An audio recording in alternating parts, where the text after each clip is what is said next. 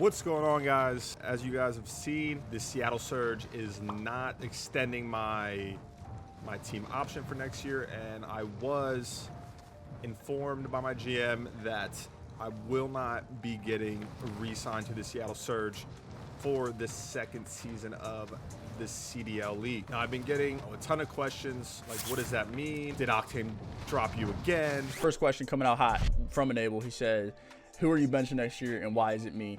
Listen, bro, it happened twice. I'll take fault on one of them. That's fine. I'll take that one to the chest. I'm down to make it 3, though, if you want, because, I mean, shit, we're hitting for the cycle at this point, brother. I mean, prayer. And so in today's video, I'm basically just going to kind of explain some things that a lot of you guys have been asking and give a little insight to what happened during the year. Basically, like I said, Seattle will not be resigning me. I kind of had an idea that they wouldn't. I mean, I didn't even really play this year. We have not scrimmed. I actually got benched. You know, my contract was a lot of money. And so they obviously didn't want to re-sign. Why would they? You know what I mean? So I knew it was kind of coming. It was more so of just me waiting to hear the news, you know, which sucks because nothing's worse than when you already know the answer to something and you just have to wait. But it is what it is. You know, there's no hard feelings towards Seattle by any means. Seattle in org was great to me for the most part. You know, Bob Morris is the GM and me and him have really good relationship. I've known him for a while now. I wish I could have played more this year. You know, Bob has told me that he wishes that I would have played more this year. He knows that this year was basically just a series of unfortunate events for me. And I kind of want to explain what happened throughout the year from my perspective, right?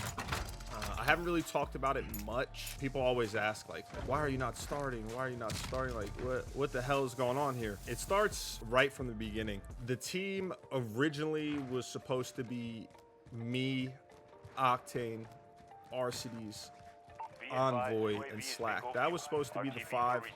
You know, Sam reached out to me. He said that, you know, I was like kind of like the last piece of the team.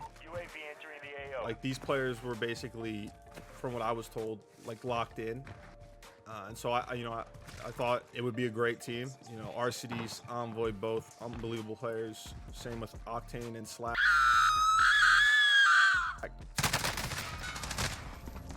Come on, son.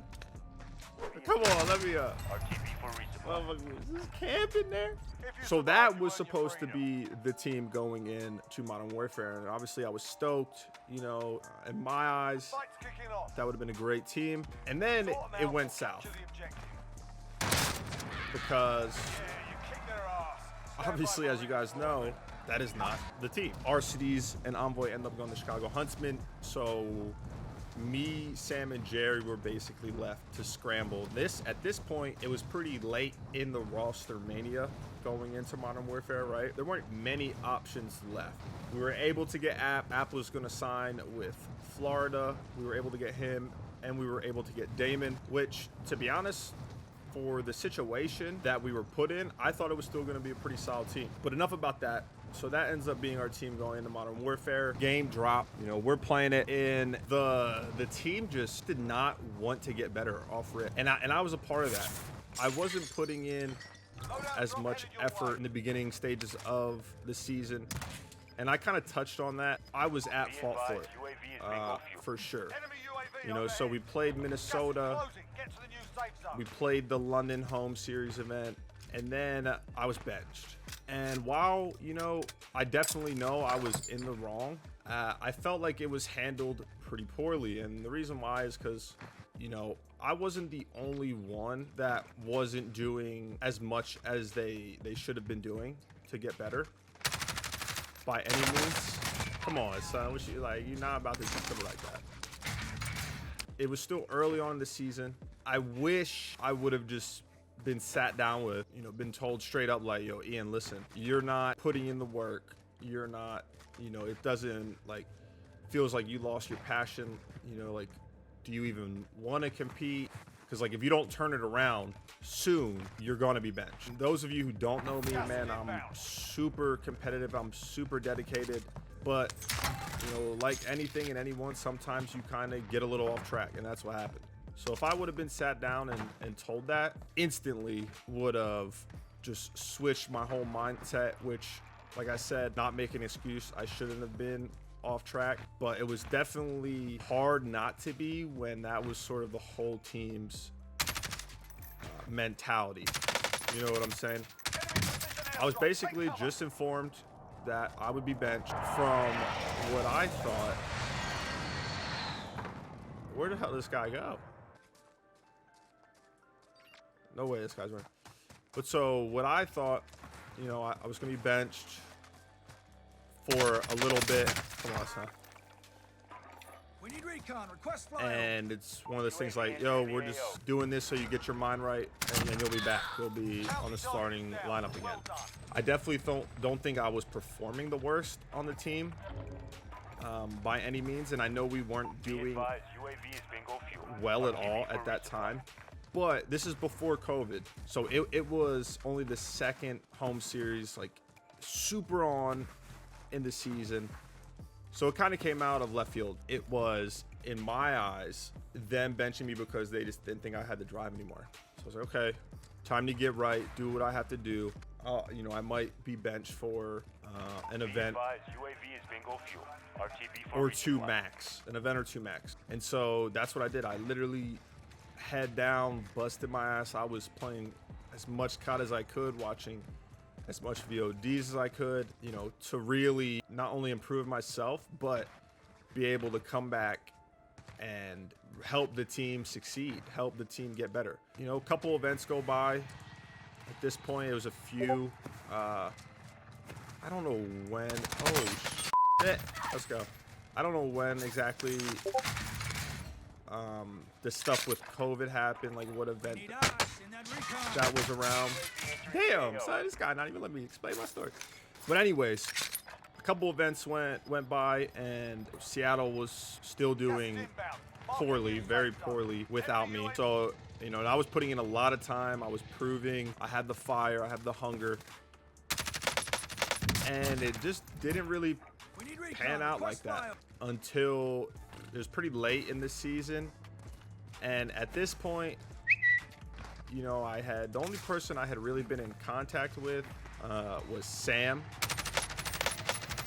And that was because originally when, you know, I was benched, there was some animosity between me and Sam. I had heard some things about how it went down. Long story short, though, like, Sam apologized to me, you know, shouldn't have went down like that. He's sorry, you know, man to man. So the beef that we had was dropped. And so Sam was the guy who I was mostly in contact with. And, you know, so pretty late in the season, I don't know how many events there were left, but they tell me, like, you know, okay, you're going to be back in the starting lineup. Oh, I looked the wrong way. I thought he was up top. So it was late in the season, though, and they tell me, you know, you're going to be back in the starting lineup. And the next tournament was in like 2 weeks, or like a week, right? A week, maybe 2 weeks. I don't know. Somewhere in between there, which isn't that much time. Obviously, like, I had been playing a lot of COD and a lot of 10s, but as you guys know, that's a completely different ball game.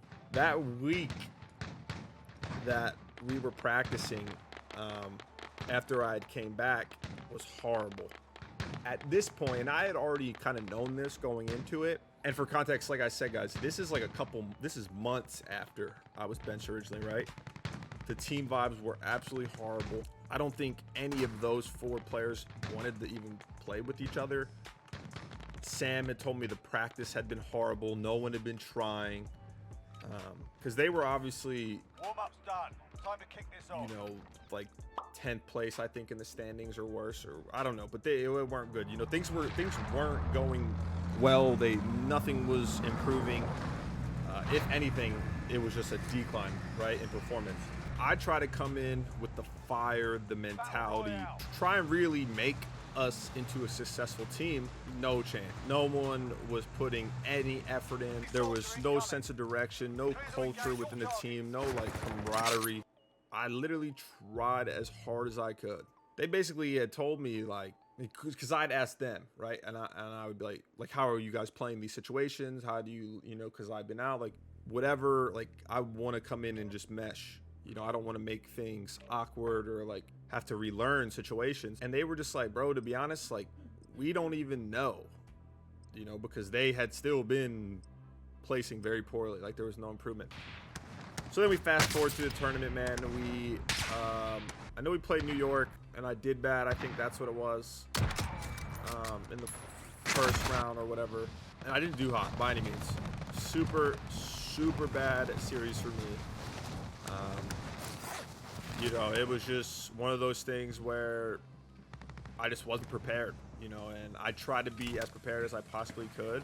All right, that's enough But it felt so hard for me to be prepared for that match. So, I was disappointed in myself in my own personal play, but I was like, okay, you know what?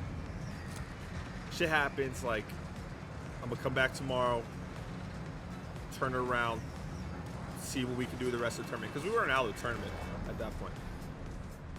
And then I literally get a call from Sam like 30 minutes later, and he's basically like, bro, I can't believe this. He's like, the team doesn't want to play with you. And I'm like, oh, like, okay. He's like, dude, this is not my decision. They literally, came into a call, and that's what they said. He was like, dude, I told him, like, obviously this tournament was going to be a little tougher because you hadn't played. Like, he's like, I'm confident. Like, I know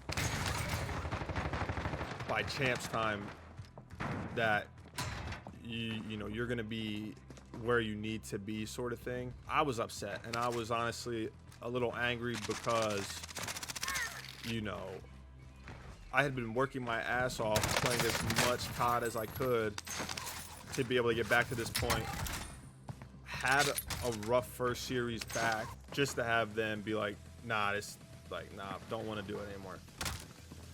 And basically that was it. I got benched. They ended up playing with Casey, Panda, and I have... Oh, what in the hell, bro? I hate when that shit does that. And I have nothing against Casey.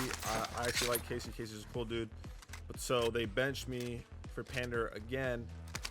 They end up losing. This is mid-tournament, by the way. So then the next day, they have another match. They end up losing the next match. I think they got smoked.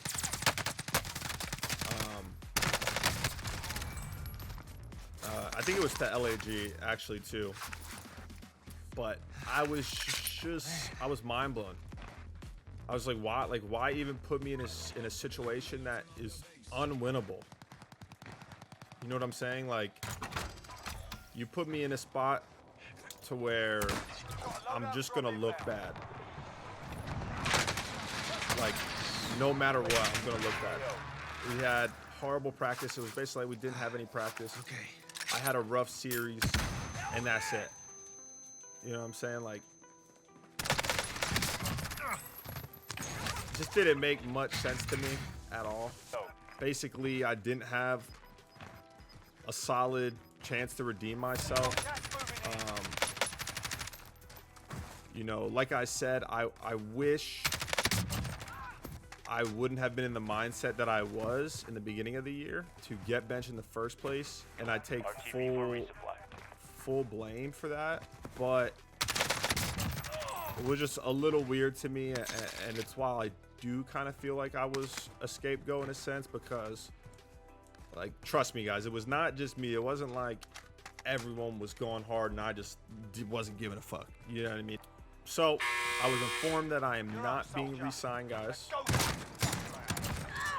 And basically what that means is I now have to wait until September 14th when orgs can officially talk to players who weren't re-signed, and you can start getting the ball moving with contract stuff and all that. Competing is still by far #1. That's what I want to do. So now I just need to, see what options I have out there, what offers I have, and go from there.